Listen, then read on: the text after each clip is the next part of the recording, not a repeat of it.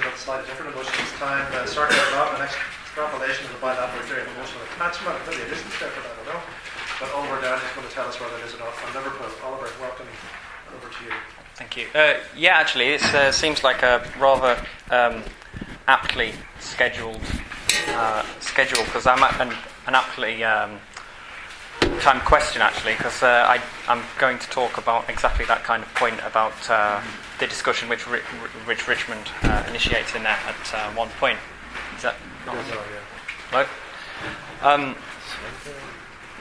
Go ahead, keep going. Okay, so the topic of this paper is Sartre's description of love in Being in Nothingness.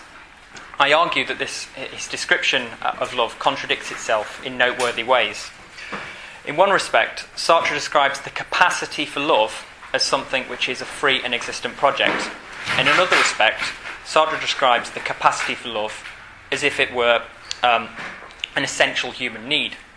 Previous readings have left this contradiction unaddressed, yet it is of the utmost importance to clarify Sartre's outlook on love, because this element of his philosophy has a reciprocal impact on the reading of his fundamental ontology. In this paper, I shall argue that when read in detail, the most coherent reading of Sartre's theory of love is a bilateral one. I suggest that the theoretical framework necessitates two distinctive forms of love, essential and reflective. So, first I'll just provide you with some philosophical background. John Wyatt, Gavin Ray and Anthony Hatzimoisis suggest that there may be precedent for reading Sartre's description of emotions as implicitly establishing a bilateral theory. Wyatt suggests that Sartre's fiction critiques Being in Nothingness's position on love by suggesting that embracing one's being for others can be a source of authenticity. Wyatt suggests that Sartre's fiction contradicts the suggestions we find in Being in Nothingness, such as the belief that self-definition should always come from oneself and that bad faith can never be excused. Wyatt asserts that the higher tolerance demonstrated in Sartre's fiction indicates the possibility of a concrete authenticity arising out of being for others. Wyatt therefore believes that it is possible to extrapolate a more rounded ontology from Sartre's oeuvre than is presented in Being in Nothingness alone. Ray responds to Wyatt by suggesting that the same undermining of Being in Nothingness can be ascertained in Notebooks for an Ethics. Ray suggests that Being in Nothingness's description of social relations and love is actually the natural attitude of consciousness. Moreover, Ray suggests Notebooks for an Ethics reveals the possibility for consciousness's attitude to change through a conversion process. In other words, Ray envisages a process whereby the subject would convert to an operation where the pedantic pursuit of objectifying the other ceases because they have come to recognise the other as a subject qua object for them. This conversion process would therefore facilitate the spontaneous formation of a bond of trust between beings. Thus, Ray believes that love is not an impossible project, but that beings can love each other as subjects who objectify each other out of pure necessity. This is still only limited change because many of the limitations remain on love. For example, relationships require some tension to function, and the existence and freedom of others means one cannot overcome anxiety. Nevertheless, if one converts away from one's natural attitude, relations with others can actually take on a different significance and provide a source of reassurance and growth. Interestingly, though, at the end of his paper, Ray questions whether Sartre is discussing the same phenomenon, or whether there are, in fact, two distinct types of love phenomena. This leads me to Anthony Hatzimoisis. Hatzimoisis responds to Sarah Richmond's chapter in Reading Sartre, Magic in Sartre's Early Philosophy. In this chapter, Richmond suggests that the description of emotion that Sartre offers in the concluding 5 pages of Sketch for a Theory of the Emotions is inconsistent with the rest of the text, and more importantly, with Sartre's picture of conscious agency. Hatzimoisis argues that, contrary to Richmond, that Sartre offers and this is a quote, two theories of different kinds of emotional phenomena, rather than analysing the same phenomenon using two incompatible theories. So there are two issues at stake in Hatzimoysis' response to Richmond. First, there is the question of how meaning of emotion is ascribed, for which there are two options. One, where the meaning of emotion is ascribed by the subject, and a second, where the world is revealed as a magical environment to the subject, and presumably the meaning is then ascribed from something other than the subject. This is kind of like a simplistic definition. I'm just trying to get through the material at this stage. But I think the previous paper gave us a good idea of exactly what the kind of thing I'm talking about there.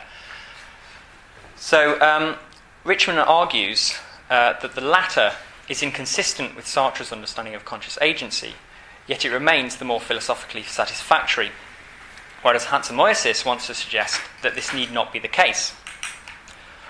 The second issue at stake in Hatzimoysis' response is whether these two forms of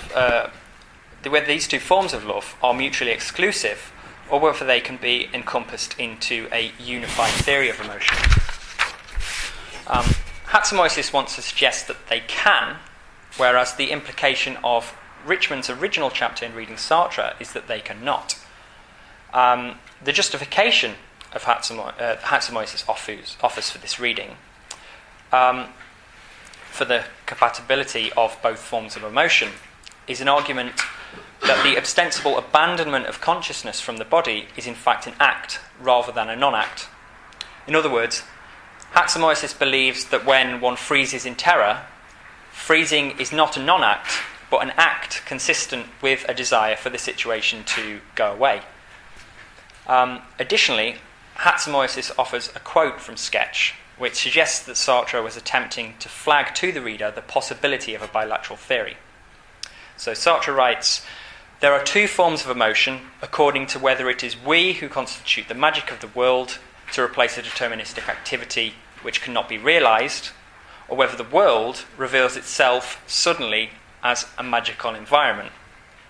Although neither Sartre nor Hatzimoysis use the term bilateral theory, it is perhaps the case that this quote indicates that Sartre aspired to develop such a comprehensive theory.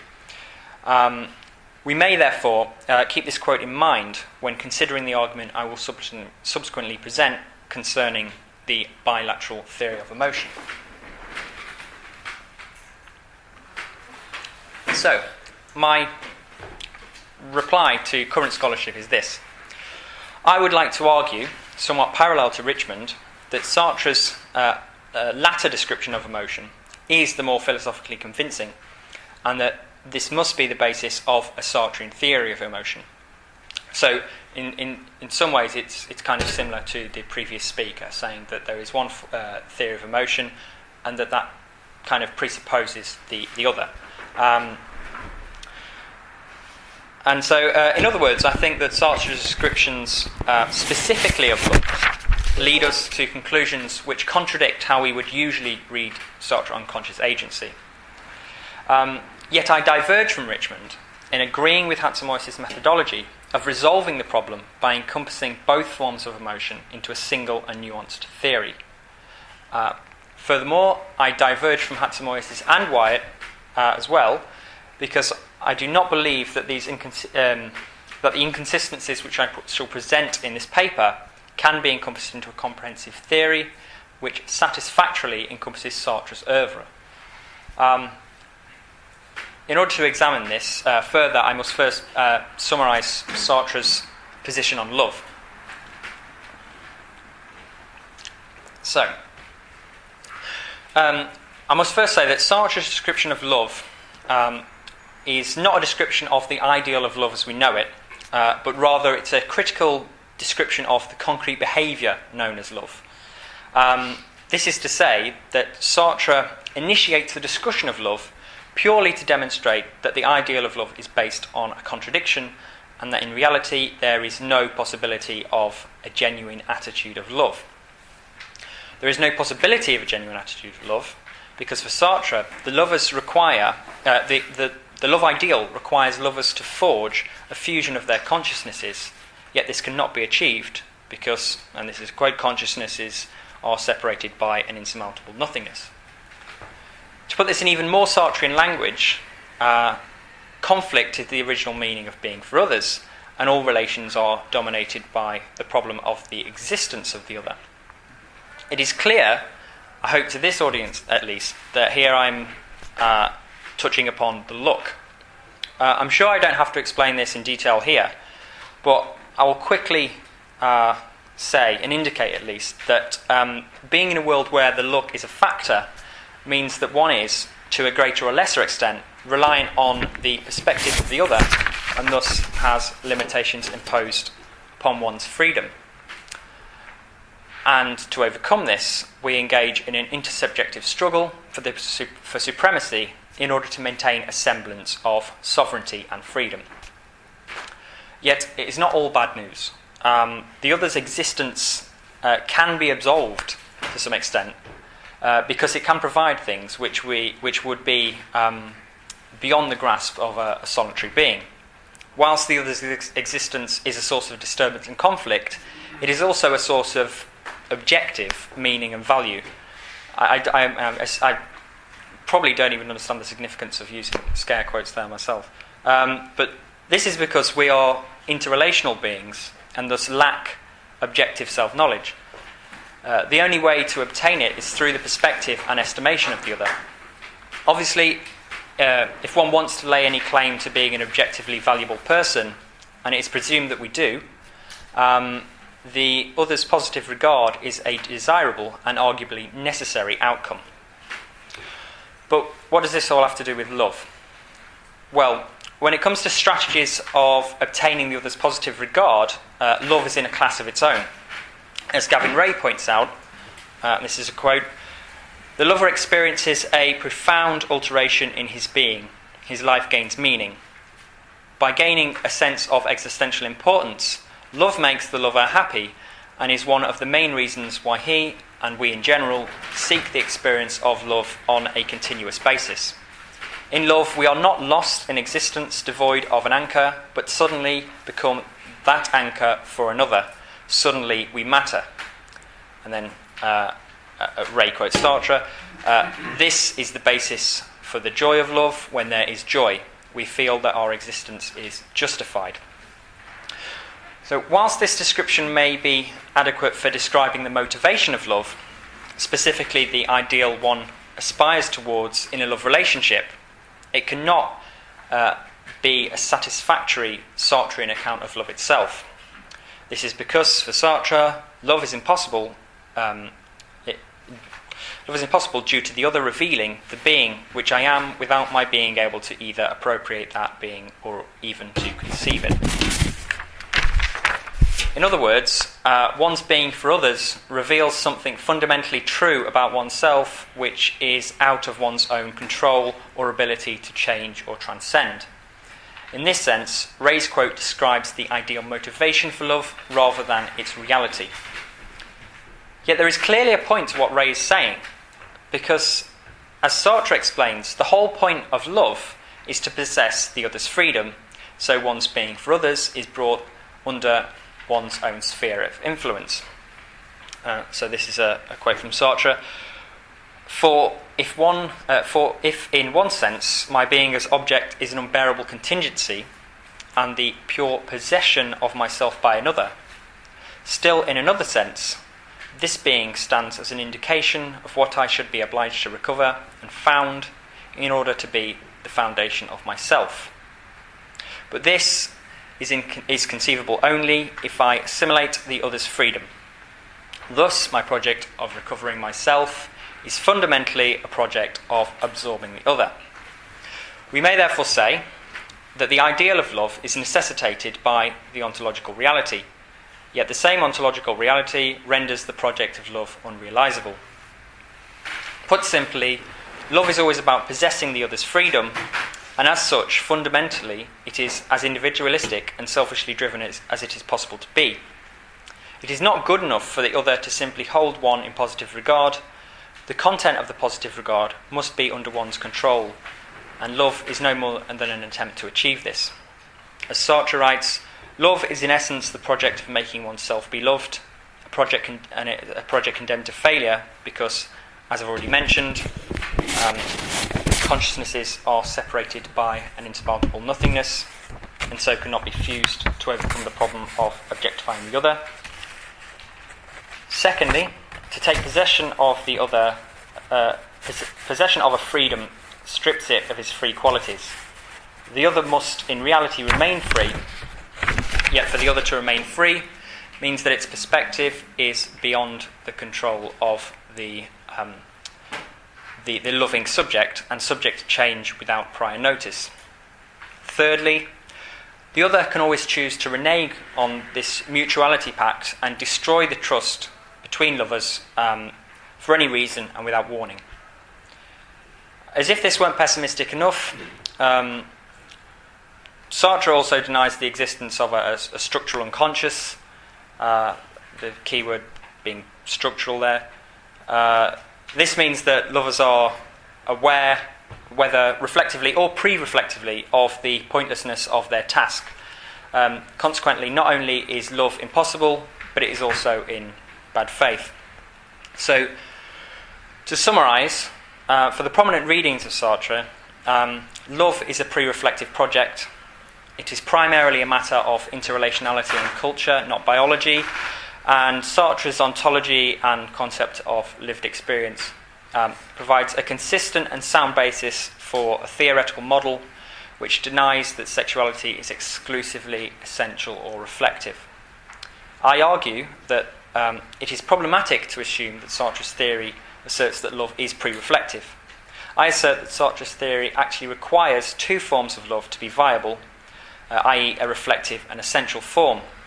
Moreover, I argue that if Sartre is forced to pick a side, contrary to what we would expect of existentialism, it is the essential form of love which Sartre's theory most naturally sits with.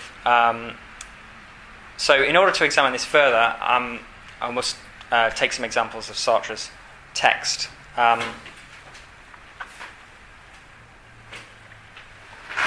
So, in terms of essential love, Sartre speaks of the relational principles which ground love as natural, in the sense that he refers to the necessity to engage with the other as an obligation.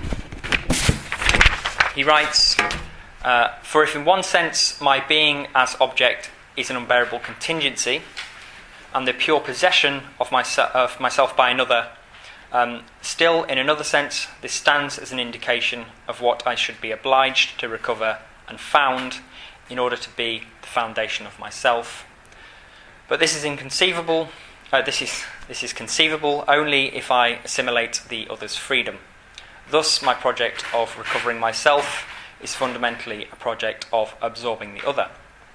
So, in other words, one has a natural inclination to desire to recover oneself from the other, because the fundamental desire of consciousness is to become a being for itself, in itself. So, one can only recover oneself from the other by possessing their freedom.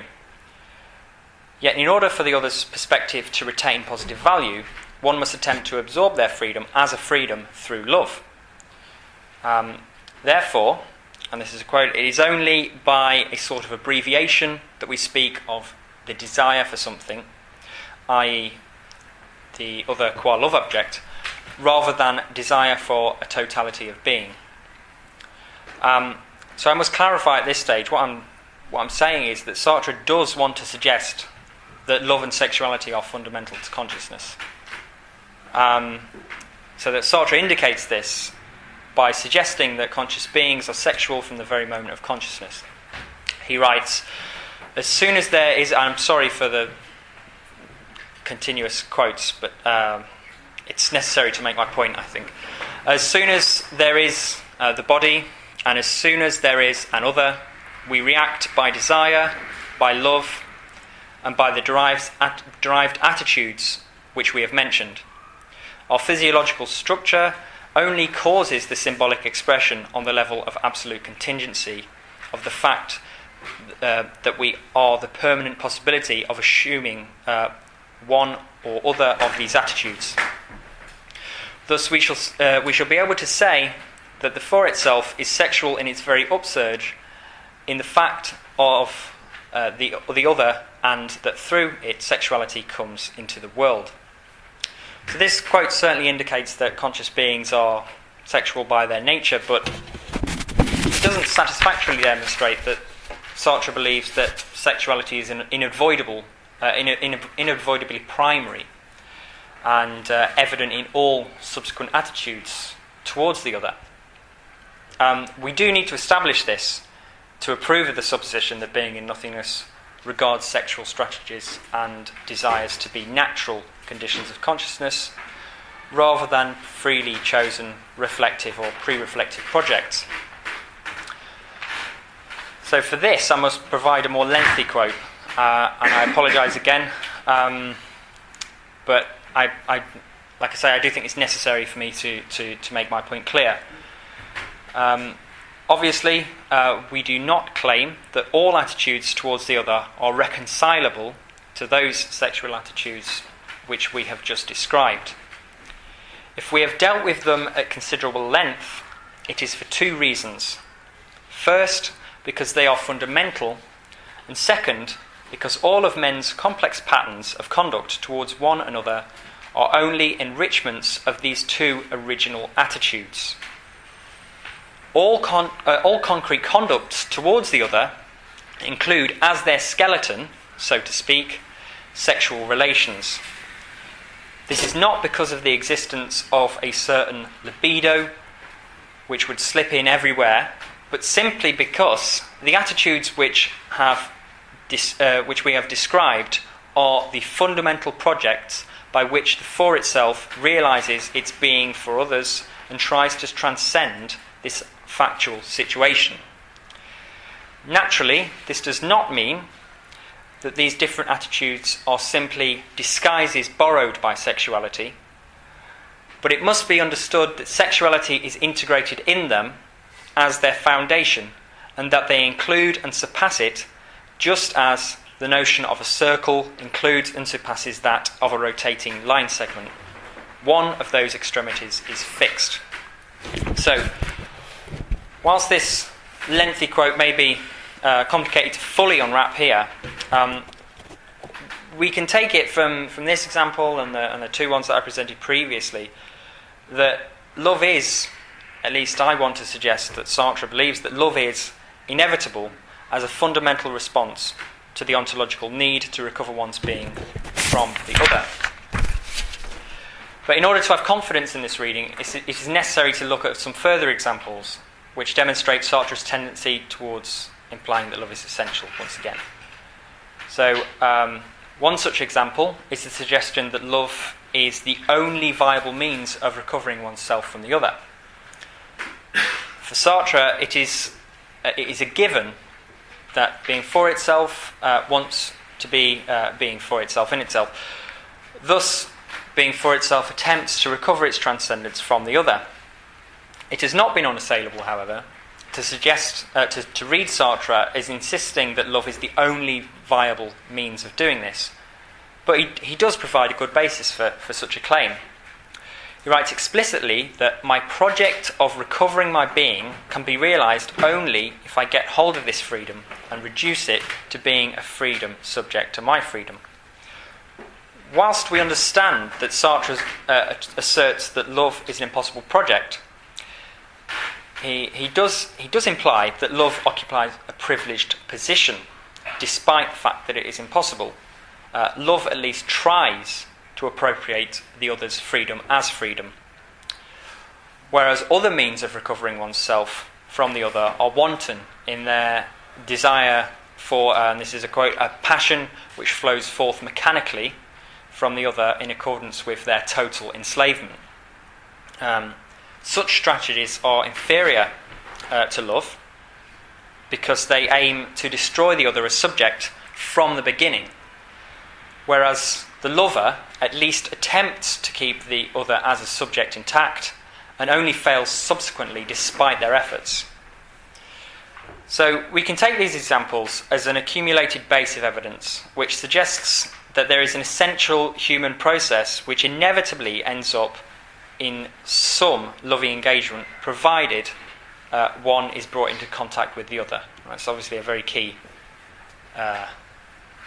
bit on the end of the sentence there. So, in other words, Sartre suggests that the relationality of consciousnesses is so important that it actually imbues an essential property of an ensemblematic drive towards love in all beings. However, we may not so easily draw this conclusion, because Sartre does describe love elsewhere in an ambiguous way, in a way that could be read as being more typical of how we would usually read Sartre on emotions and freedom, agency, etc. So such examples don't necessarily support the essential reading of love, which I've so far demonstrated. But I hope you will agree that they do not necessarily bar the essential reading of love either.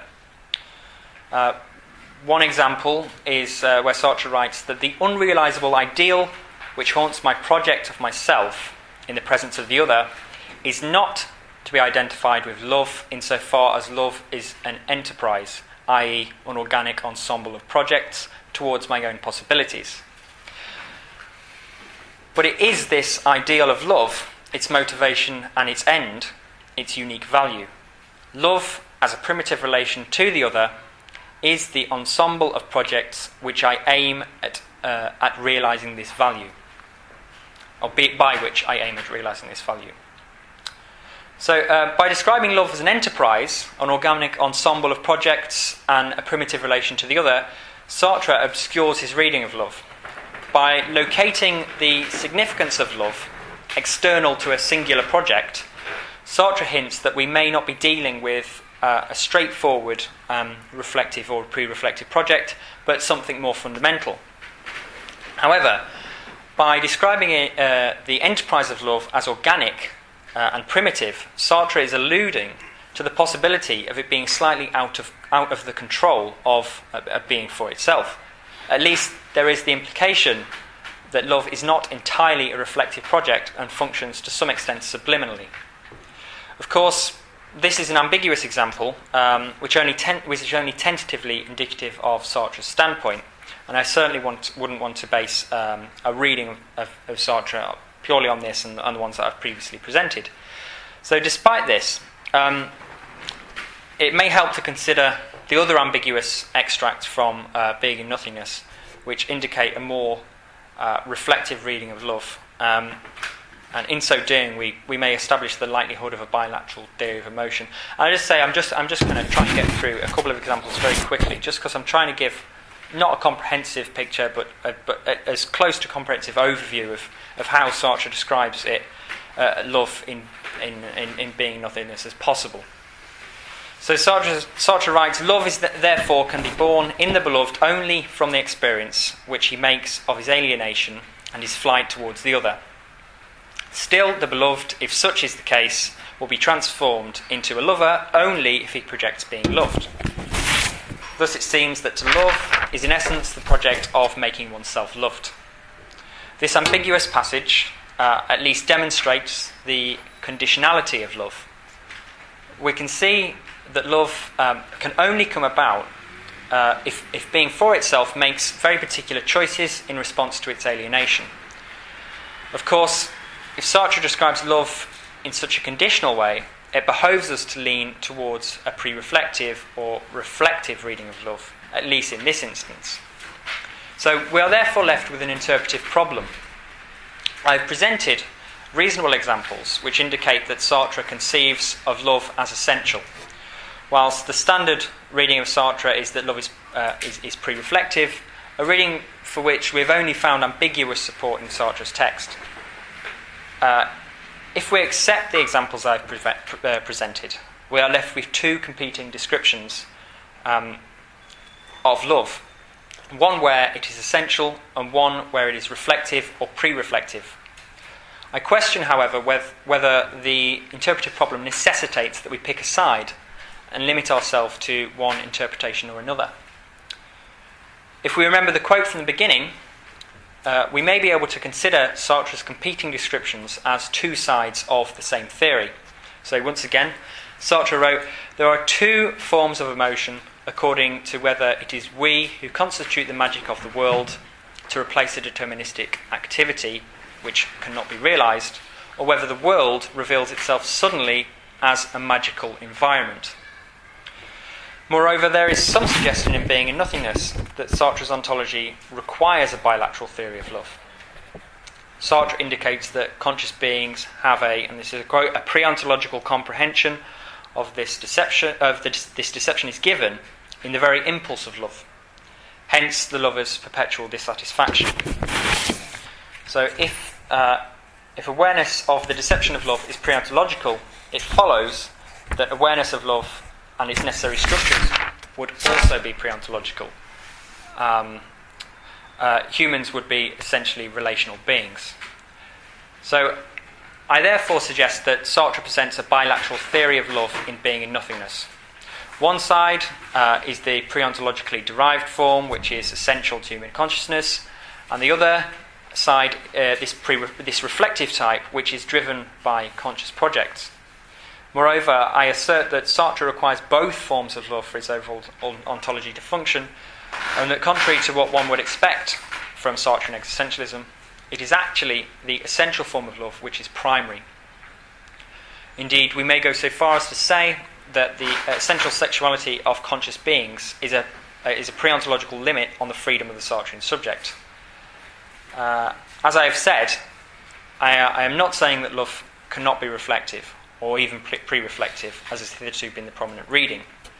However, I am saying that despite the explicit primacy of existence in Sartre's theory, he actually requires an essential form of love for his text and theoretical model to be coherent.